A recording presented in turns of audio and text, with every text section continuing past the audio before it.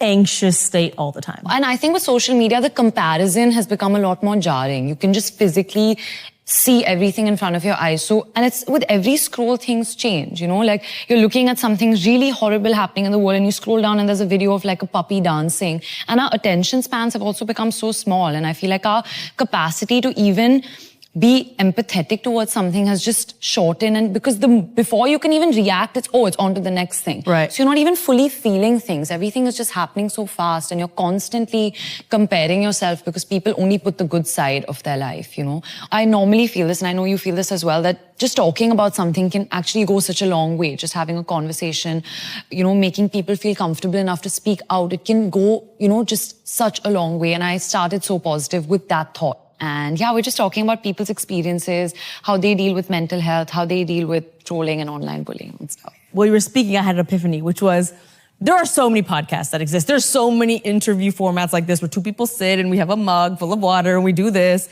And I think sometimes a question that comes up is like, do we really need another one of those things? Do we really need, and you hit the nail on the head. Talking about things can be very therapeutic and it can make change. But more specifically, it's not just about the story, it's about having a variety of storytellers.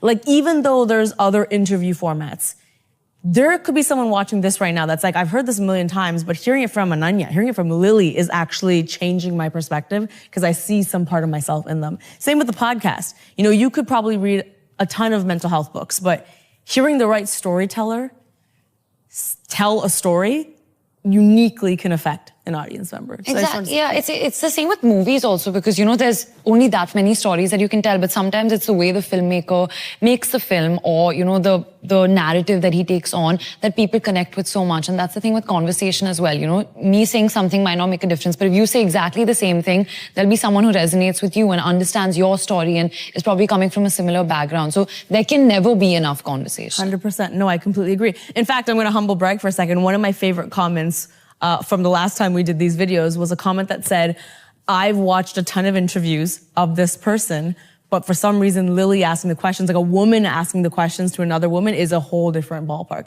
So like, if anyone else was sitting here and anyone else was sitting there, the conversation would still be different. Yeah. Thus far in your experience, whether on the podcast or even in just off the mic, do you feel like there's a difference between the way men and women talk about mental health?